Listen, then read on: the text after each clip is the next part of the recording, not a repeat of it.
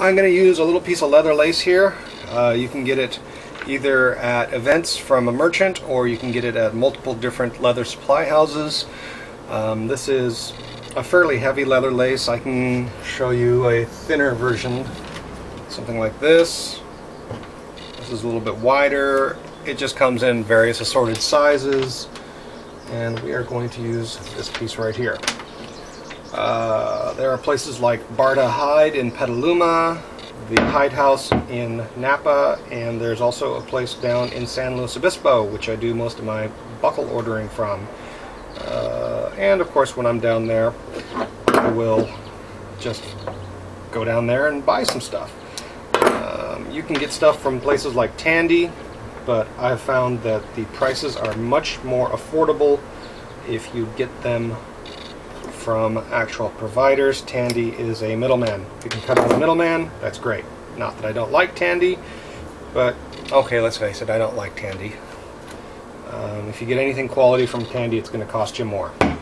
That's just the way I am. I'm cheap. By the way, did I mention that I'm cheap? That's why I'm using used rattan instead of using brand new rattan, even though it's cheap.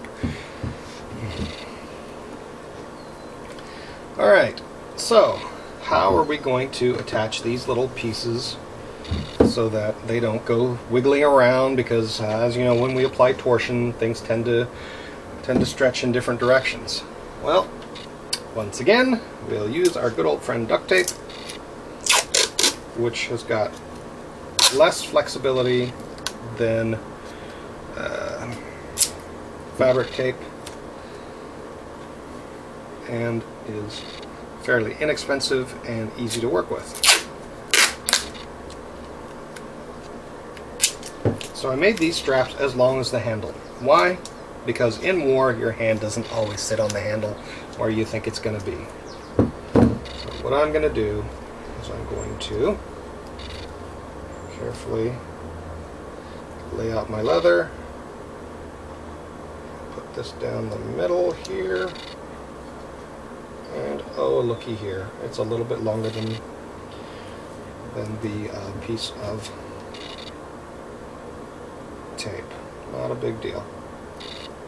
That would be because I was not very accurate. But that's okay. We don't have to be very accurate. We just have to be accurate enough. So I've pinched that down, and I'm slowly working my way down the handle. This is just to hold it in place before I put the actual piece down that I'm going to be using to really hold it in place. In the middle there. Something like that.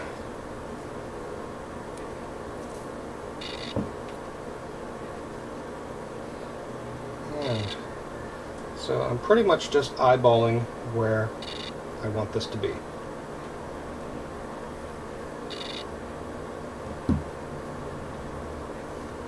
Now this time I pinned it at both ends and I rolled between the two.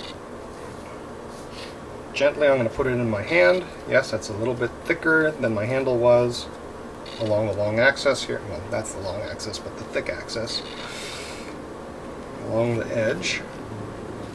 This should help some, because what's going to happen now is that as it wants to torque, hopefully this edge will sit along the crease of my fingers, and that will give me a little bit more control.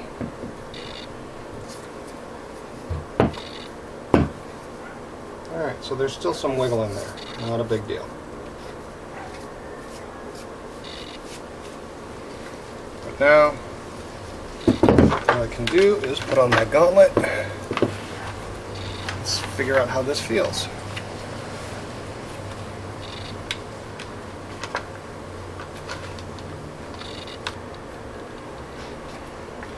Alright, I'm going to go do a swap.